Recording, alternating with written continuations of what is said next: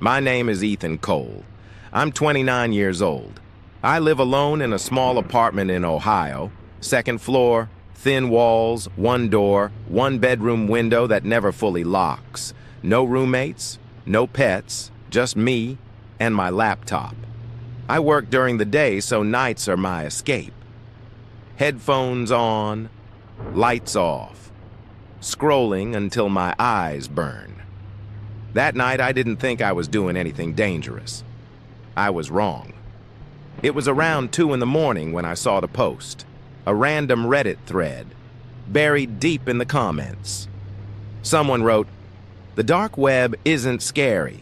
It's boring. People exaggerate it." That sentence bothered me more than it should have. Not because I believed it, but because I wanted to prove it. Psychologists call it curiosity bias. The urge to look even when you know you shouldn't. So I downloaded Tor. The screen loaded slowly. The room felt colder. The silence felt heavier. I checked the door. Locked. I sat back down. Most of the sites were exactly what people warned about. Fake services, fake threats, cheap shock value, nothing real. Then I found a forum. No pictures, no colors. Just black text on a gray background. The name of the forum was simple. Look back. The pinned message said, "We don't watch strangers, we watch people who look." I didn't like how that sounded. My chest tightened in a way I couldn't explain. That quiet signal your brain sends when something feels wrong. I told myself it was just words. I clicked a random thread. 3 questions appeared on the screen. Are you alone? Is your door locked? Are you sure? I stared at them longer than I should have.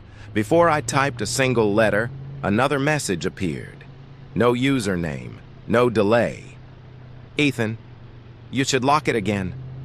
My heart dropped so hard it felt physical. I looked around my apartment, suddenly aware of every sound. The hum of the fridge, the buzz of the ceiling light. No one knew my name. Not here. I stood up slowly and walked to the front door. My hand hovered over the lock. It was locked. I turned it anyway. Once, twice. Still locked. That's when I heard it. A faint metallic click. Not loud. Not sudden. From the direction of my bedroom window. My throat went dry. I walked back to the laptop. A countdown had appeared on the screen. 9 minutes. 58 seconds. The numbers were moving. Another message followed. "If the timer hits 0, we stop watching." That sentence made my stomach twist. They weren't threatening me. They were warning me. My mind started racing, trying to make sense of it. Doxing, prank, some sick joke. But my hands were shaking too much to type. I unplugged the laptop. The screen went black. The room felt darker somehow. I stood there, waiting. Nothing happened. Then my phone vibrated. Unknown number, 1 message. "You looked back." My heart started pounding in my ears. Then I heard it. A slow, steady ticking sound. Not from my phone, not from my laptop. It was coming from inside my apartment, behind me.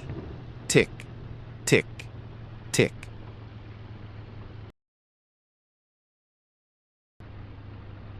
My name is Marcus Reed. I'm 34 years old. I live in a basement apartment in Brooklyn, low ceiling. One small window at street level. You can see people's shoes walk past it. I work night shifts, sleep during the day. Wide awake when the city goes quiet. That's when everything started. I wasn't looking for the dark web. It found me. It began with an email, no sender name, no subject line, just one sentence. "You're online later than usual." I laughed it off, probably spam.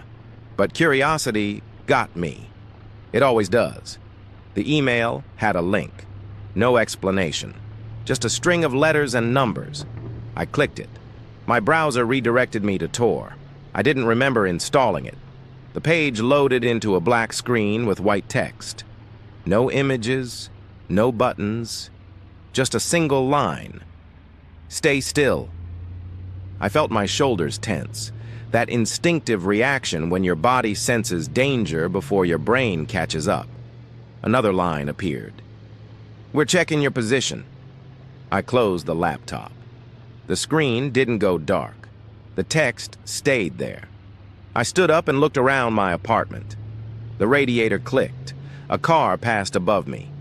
Normal sounds. Too normal. I reopened the laptop. A live feed appeared. Not video. Text. Subject: Marcus R. My stomach dropped. Below it, location confirmed. I backed away from the desk. Another message followed. Do not move toward the window. I froze. That's when I realized something important.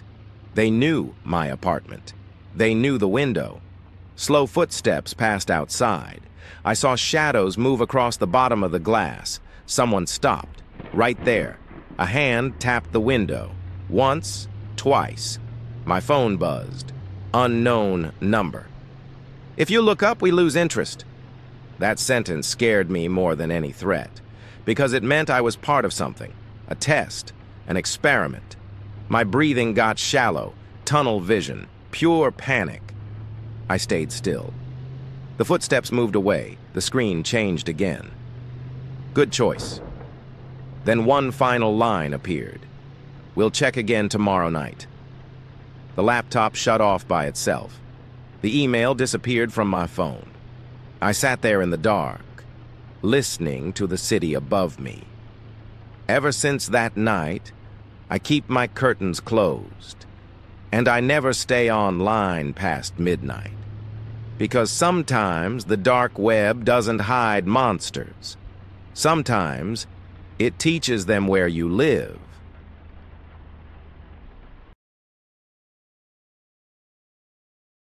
My name is Lena Morales.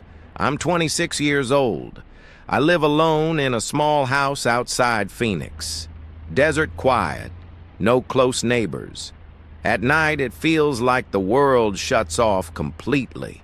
I work freelance, all online, which means I'm awake when most people are asleep. That's when everything started. It began with a pop-up, not an email, not a message. A pop-up right in the middle of my screen.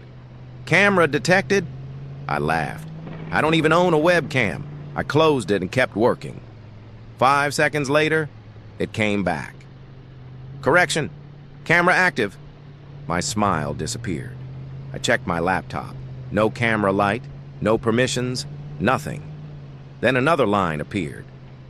Don't cover it, we already adjusted. My stomach dropped.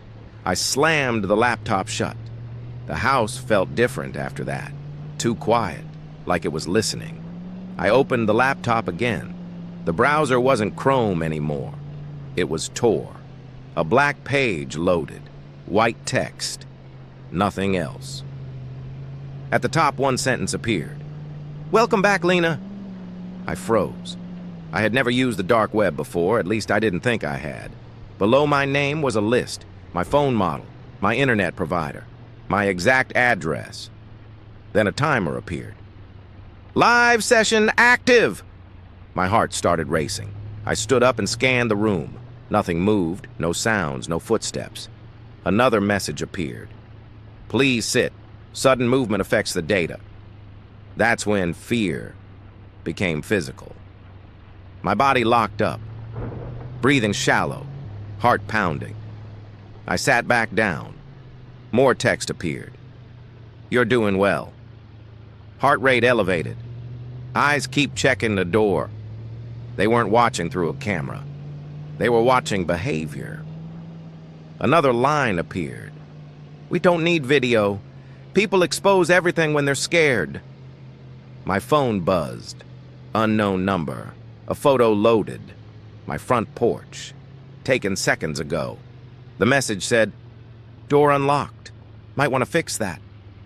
I ran to the door and locked it. My hands were shaking. When I turned back to the laptop, the screen changed. Session complete. The laptop shut off. My phone went dark. The Wi-Fi died. The house sat in silence. 10 minutes later, everything came back, like nothing had happened. No browser history, no files, no proof, except one thing. A new reminder on my phone calendar. Tomorrow, 2 a.m.